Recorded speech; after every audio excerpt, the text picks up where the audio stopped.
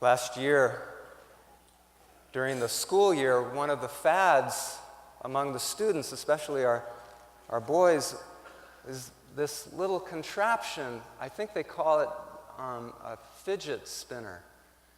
And most of the boys had it. It was just this sensation that they all had it, and I'm sure many of the schools in our area had it as well. Got to the point where it became a distraction, and they couldn't even have them in the classroom anymore. One of our school parents bought one of these for me and said, "Hey, you could use it for one of your props for one of the school masses and use it at the school mass." And I thought, why inflict punishment on just the students and the teachers? I could do it for all of you. So here I am, and I'm bringing it here for all of you. I can inflict punishment. But what was fascinating to me is not just this fad, how quickly it came, but also how quickly it faded away. I don't hear about it anymore. I don't see anything about these things anymore. Maybe there's a little bit, but I don't see them around anymore. I don't hear about it anymore. But that's how a fad works. It just reminds me of when I was growing up. We had our own fads. We had hula hoops. We had slinkies. You remember the Cabbage Patch dolls?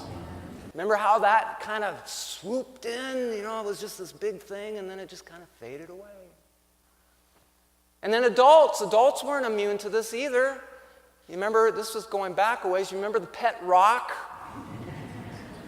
These are educated adults buying a pet rock. And I remember seeing one of these. It came with instructions. You could teach your rock how to roll over, and how to sit, and how to play dead. I remember when I was in 4th grade, we had, and I shared this with our school kids, we had a fad among the boys in my class. Our fad was our jaw harp. And so all the boys in our class had to have a jaw harp.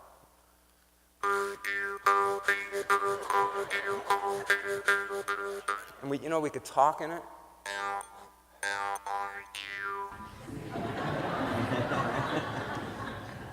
Sing a song. Rabbit in the pea patch couldn't get him out. Rabbit in the pea patch couldn't get him out. Rabbit in the pea patch couldn't get him out. Everybody heard the old man shout out. Rabbit ran, a rabbit flew, rabbit tore his shirt in two. See, I told you I was going to inflict punishment on you. See?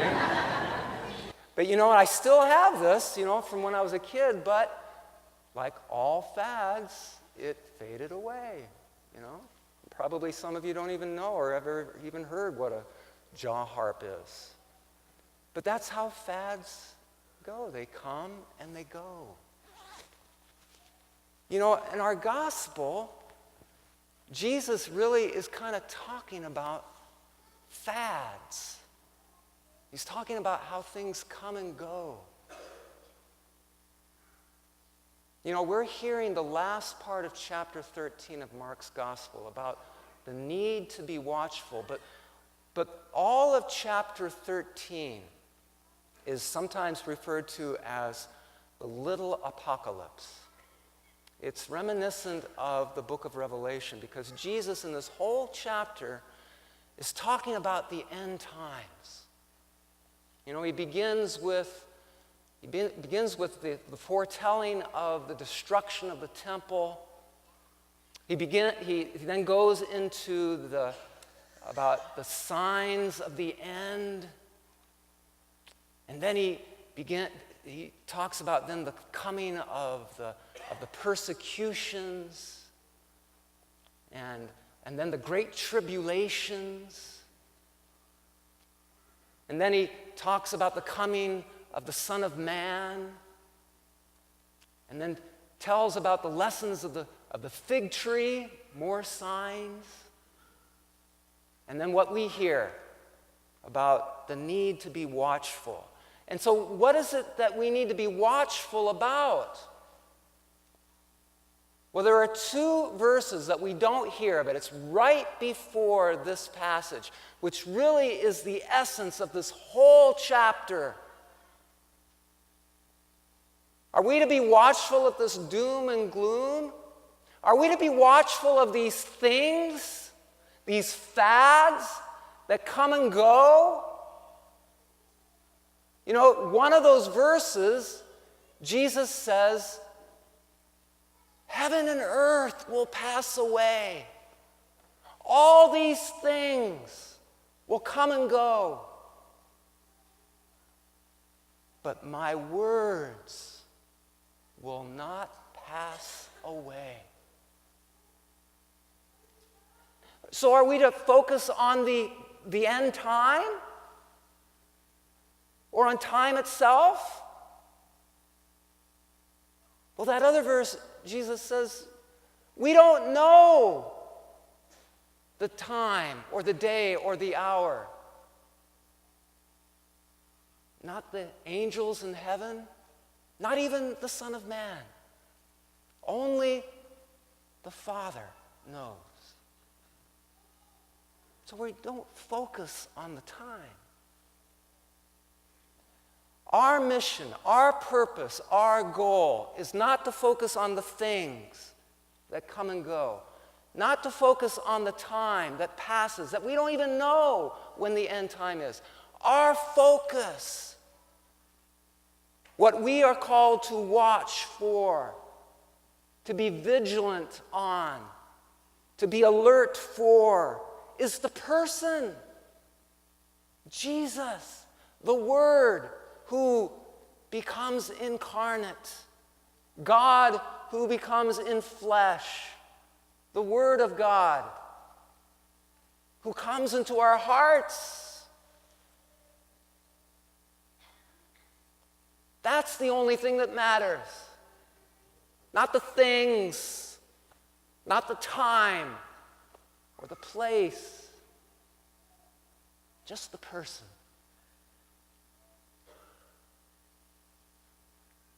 But you know, we have a fascination with fads. Even time can be a fad, especially end times can be a fad for all of us. I remember when I was a boy, the late great planet Earth became a sensation. It started with the book, and then it was on TV. It was kind of like a documentary movie, and I watched it, and it gave me the heebie-jeebies. And then these different groups, these occult groups came. You know, they're kind of like modern-day Gnostic groups. The Gnosticism, you know, what they do is they claim to have secret knowledge. And in this case, they claim to have knowledge of the end time. You remember Branch Davidian? Or that one group that claimed that when Halley's Comet would come, that would be the end time. Remember when that series of, what was that, Left Behind series? Even when Y2K, you remember Y2K? There was even a kind of a theme of what was going to happen now. And I remember there was a man whose name was Harold Camping. This was in 2011. He claimed that the end time was going to be May 21st, 2011. And he got all these people to believe in him. Got their money, too. And he had all these billboards put up. He had thousands and thousands of billboards put up. May 21st, 2011. Everybody was waiting. And the day came. Nothing happened. He recalculated. October 21st, 2011. And the day came. Nothing happened. You know what happened to him? He faded away. It's too bad that they didn't reread that passage, which is part of the essence of this chapter. We do not know the time or the hour. not the angels in heaven, not even the Son of Man, only the Father. So our focus then, as Jesus says, even though heaven and earth will pass away, even though we don't know the end time, our focus is not on any of that because it doesn't matter. Our focus is on Jesus. That matters because only that remains. Because He is the way, He is the truth and the life. And that and only that is what we follow. That is what we wait for. That is what we are watchful for. That is what we become vigilant and alert to. I remember an old Jewish folk tale, Eastern European, about a little village. And they were so remote in the woods, rural, that they were afraid that when the Messiah would finally come, that He would miss them. And so they decided to build a watchtower. And one of their villagers was hired to sit in the watchtower, waiting for the Messiah to come. And so he sat in the watchtower. And one day one of his friends came and looked up at him and said, How are things going?